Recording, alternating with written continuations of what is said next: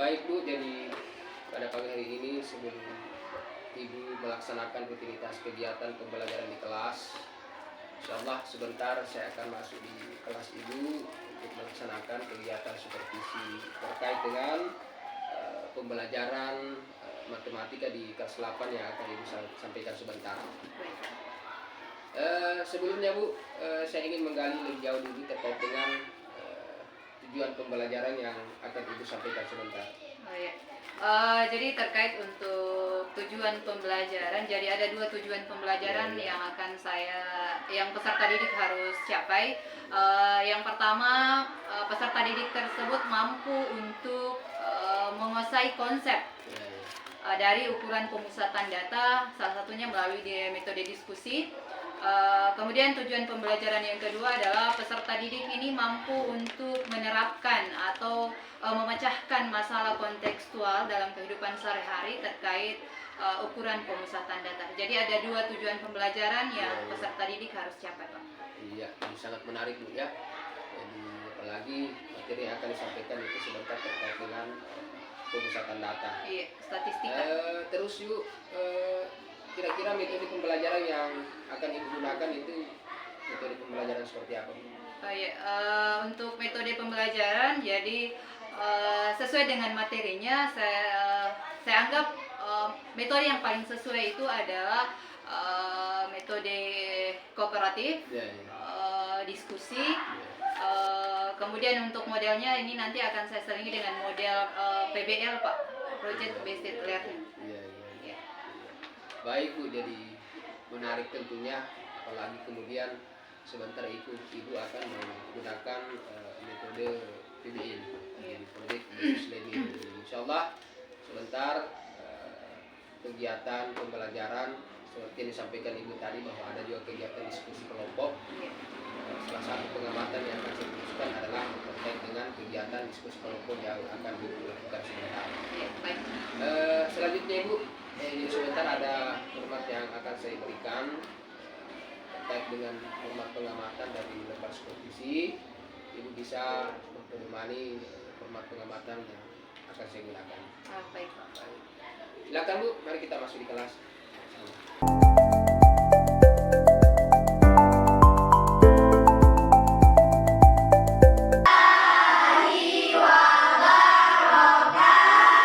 Waalaikumsalam warahmatullahi wabarakatuh. Tempat istirahat.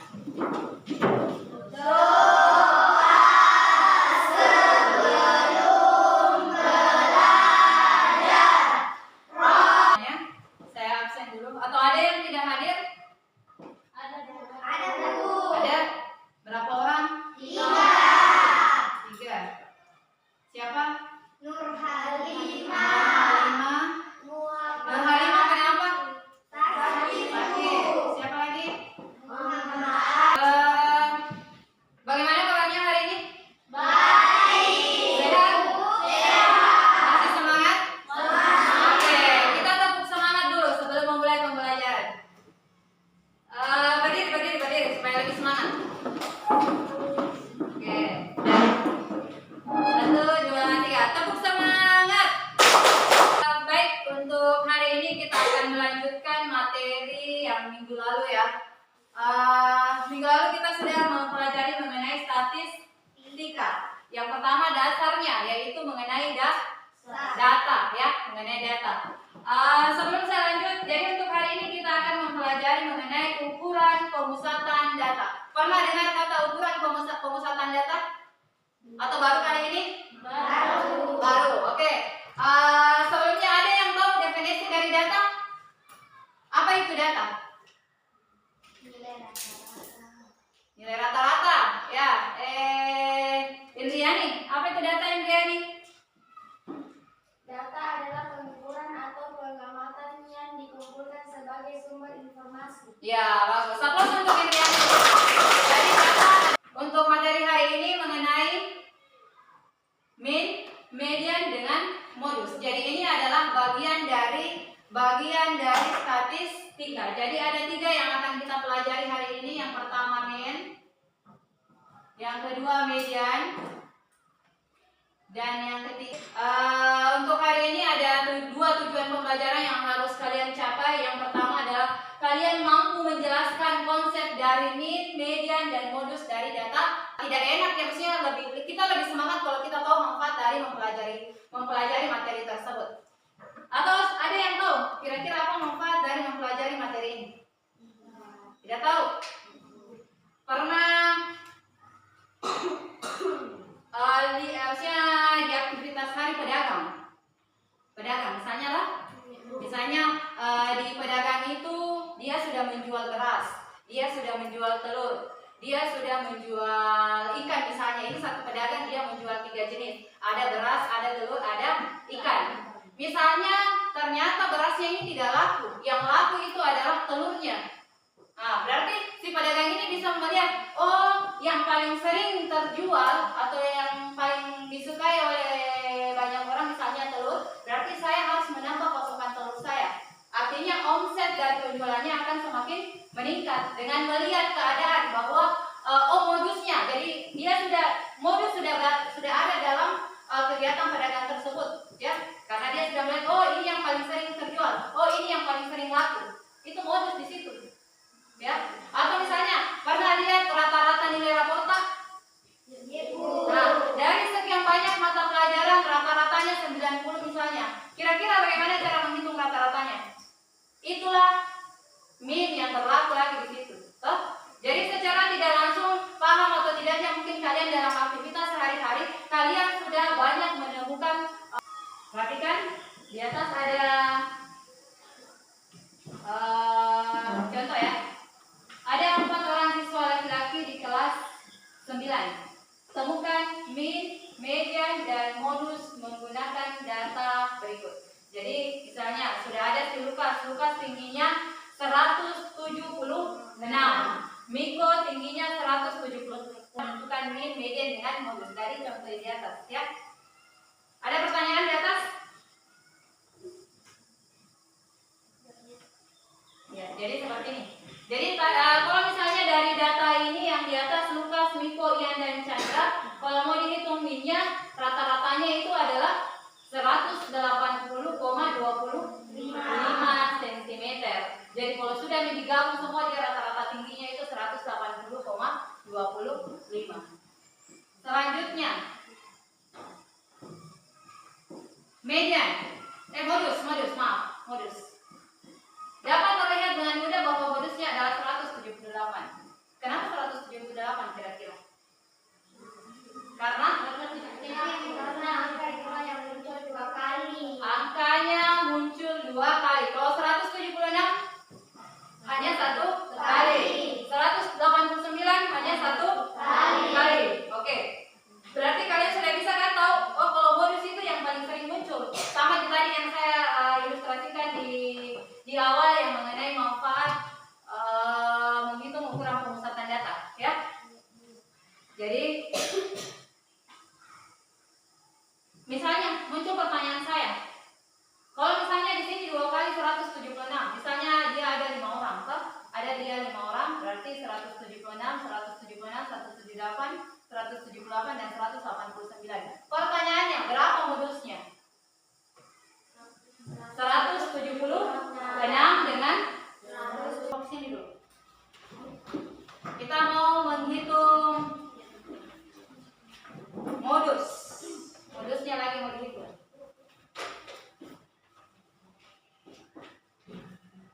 Silakan ambil.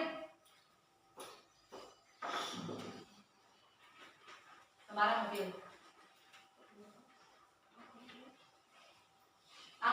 Diangkat ya. Sudah? Oke, sama-sama geser-geser di sana supaya terlihat. Diangkat. Oke. Nah, sekarang kita mau menentukan median, nilai yang paling di tengah. Tadi syaratnya kalau median nilainya harus berurut ya. Nilainya harus berurut mulai dari yang terkecil sampai yang terbesar. Beda kalau mean itu tidak perlu memperhatikan urutan. Kalau median harus diurutkan mulai dari yang terendah sampai yang terkecil. Terendah sampai yang terbesar. Oke. Ada 6, 2, 2, 6, 5. Sekarang saya mau tanya dulu. Ini sudah berurut tidak? Tidak. Sekarang posisikan kalian yang paling rendah di sini, yang paling tinggi di sana. Angkanya. 2 di sini. Geser ke sini. 2. Oke. Sudah 2, 5.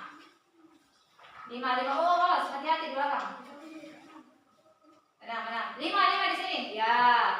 Oke, ini sudah sana. Ya. Ini sudah 2, 5, 6. Sudah berurut? Yang mana yang paling di tengah?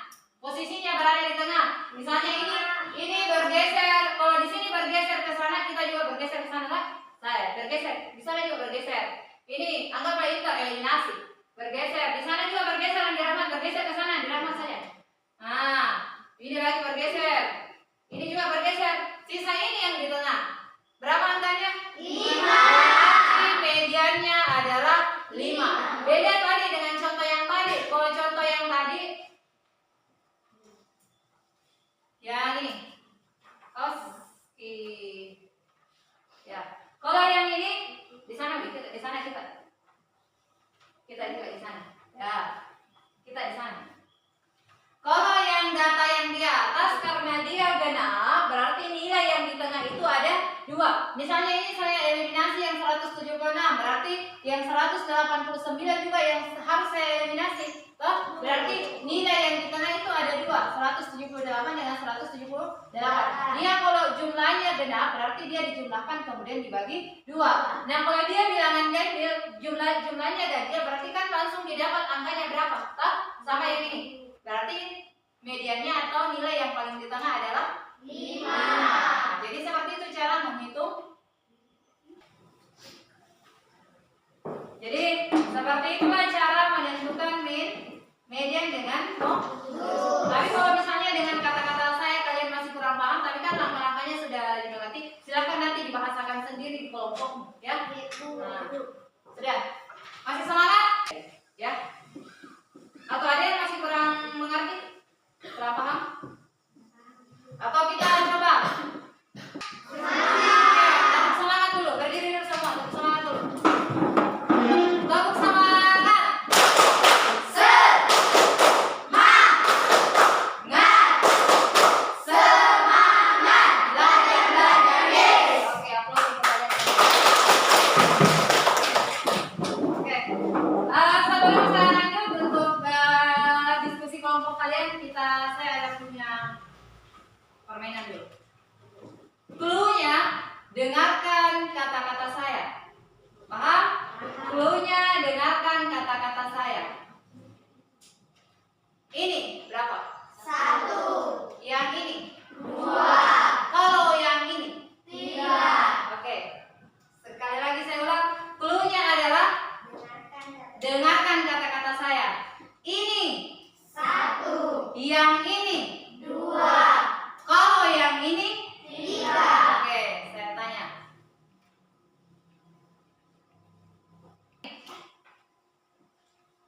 Mediannya sama yang tadi ini. Ada yang bisa menentukan berapa mediannya ini? Coba catat dulu. Coba cari Ibu median. Ada 10 kg. Jadi berat badannya di kelas 8 ada 10 kg. Anggaplah, jangan sampai ada lagi, masa ada 8 kg di kelas 8 ini, anggaplah 10 kg, 12 kg, 8 kg, 12 kg, dan seterusnya. Cari mediannya. Apa langkah pertama untuk menentukan median? Mengurutkan. Oke, diurutkan dulu. Diurutkan. Ada 10.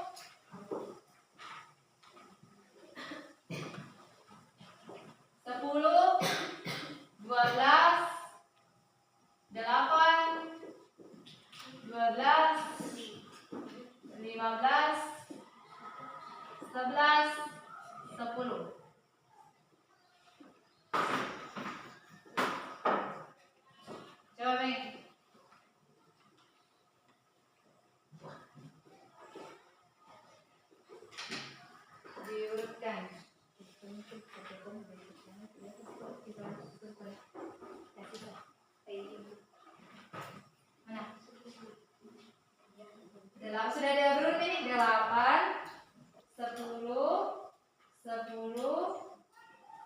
11, 12, 12, 15. Oke, pintar.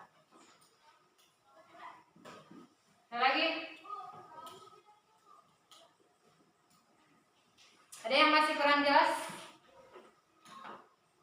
Ya, diurutin. Kalau misalnya tidak mau atau misalnya di 8 sudah ditulis, harus di 8 dari data di awal. Saya seperti ini. Dulu waktu ini kan dia datanya sedikit. Dulu saya waktu sekolah kita biasa disajikan data 20 data atau 50 data, banyak data.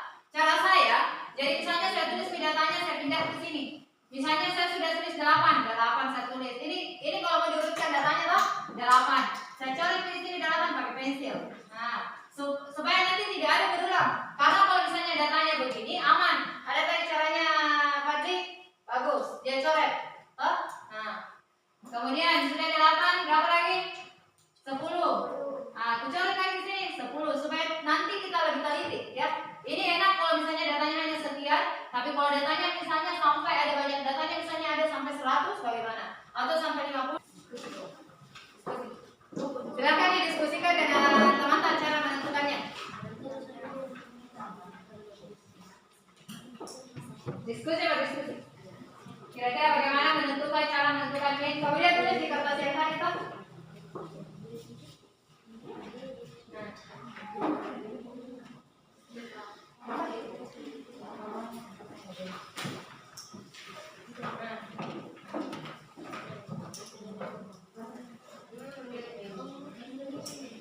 Yang ini kan ingat kembali definisi dari min. Min itu adalah menjumlahkan data dibagi dengan banyaknya data. Jadi yang ini data-datanya semua sisa dijumlahkan. Berarti jadinya 15 ditambah.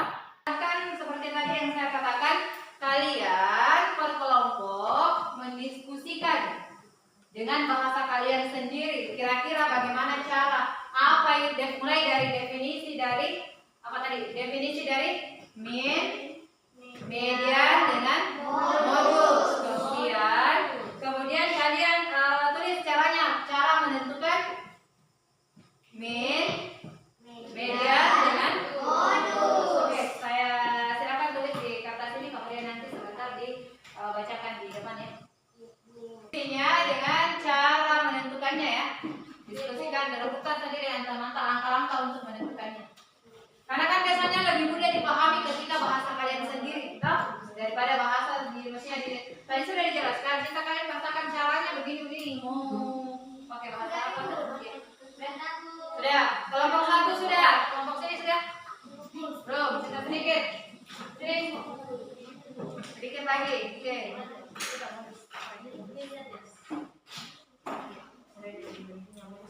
Cara untuk menentukan. Langkah-langkah untuk menentukan modus. Definisi dan cara menentukan min. Ya. Cukup itu saja. Tidak usah dibacakan semua dulu karena sudah saya bagi saja.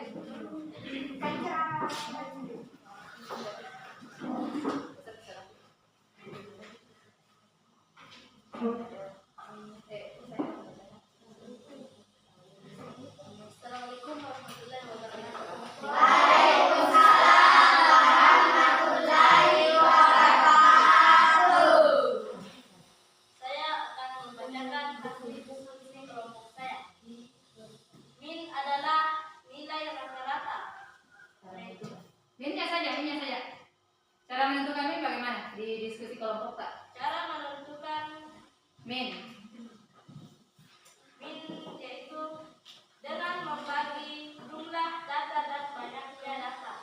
Jadi dia membagi data dengan banyaknya data. Benar juga ya? Oke. Silakan dirapos untuk kelompok kelompok 2. Median kita terjadi diskusi kelompok kalian, hasil dari diskusi kelompok kalian di situ ada beberapa kesimpulan yang bisa kita ambil mulai dari min.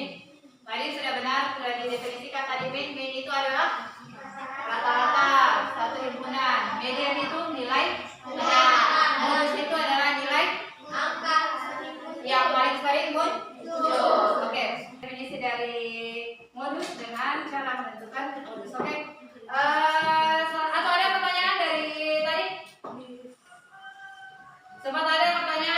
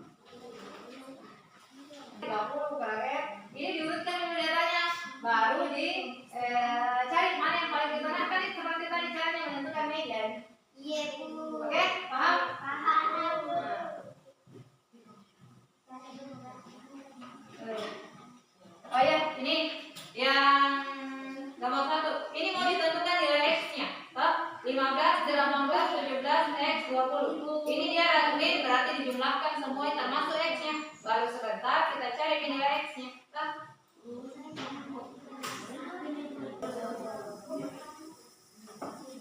Boleh diajari temannya yang masih belum jelas. Diajari cross counternya, jangan diajari bagaimana hasilnya ya. Prosesnya saja yang diajar.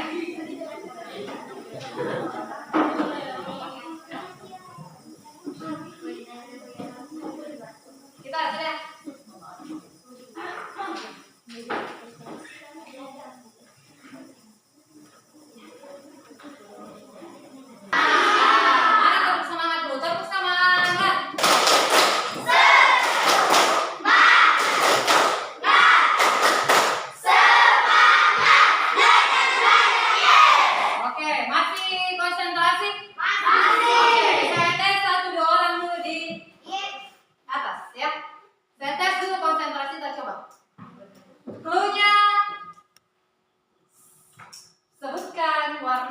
Sebutkan warnanya, ya. Baca, sebut. Mulai dari Adi Denis coba. Merah. Warna apa ini? Warna apa ini? Itu tadi itu. Sebutkan. Bukan bacakan. Biru. Biru. Apa lagi? Merah. Apa lagi? Hijau. Apa lagi? Hitam. Merah. Coklat. Kurang konsentrasi ya. Min, median dengan modus. Ya. Yang lain ada yang bisa merefleksikan apa untuk pertemuan hari ini? Ya, Adriana Sisa. Secara keseluruhan pembelajaran tentang perumusan data sangat bermanfaat bagi saya karena saya semakin mudah untuk membedakan ukuran perumusan data. Oke, dia sangat besar. Jadi sangat besar manfaat dari mempelajari min, median dengan modus dalam kehidupan sehari-hari. Oke. Atau satu orang dulu ada yang bisa menyimpulkan mulai dari tadi definisinya min, median, modus, kemudian cara satu orang saja, kemudian cara menentukan min, median dan modus. Ada yang bisa? Ada yang bisa? Di Rahmat. Oke, di Rahmat. Di Rahmat. Definisi dari min. Enggak, di sini saja, di sini saja. Definisi dari min. Mana tadi yang bisa disimpulkan? Jadi apa kesimpulan yang bisa dipetik pada hari ini?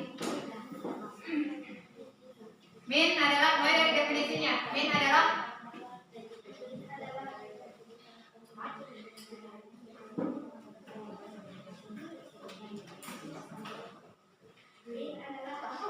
oke, median. Median adalah Materi selanjutnya silahkan untuk pertemuan berikutnya ya, minggu depan ya, hari apa? Hari Selasa. Jadi hari Selasa silahkan dipelajari materi mengenai ukuran penyebaran data di halaman 78 ya. Ukuran penyebaran data. Jadi nanti kita akan mempelajari. Jadi nanti silahkan dipelajari memang dari rumah atau apa itu, yang bagaimana itu ukuran penyebaran data, apa saja jenisnya, cara menentukannya bagaimana, ya, supaya nanti proses pembelajaran kita lebih lancar, ya. Untuk tugas mandiri di rumah silahkan dilihat di halaman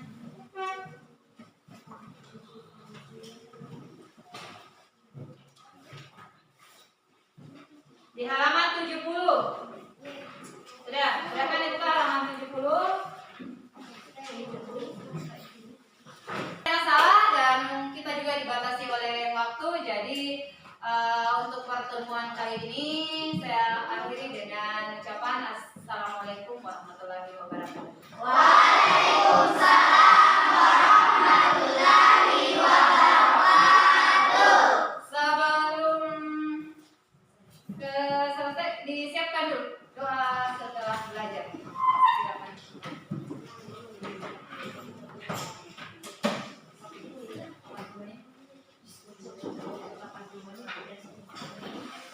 Siap di tempat, siap.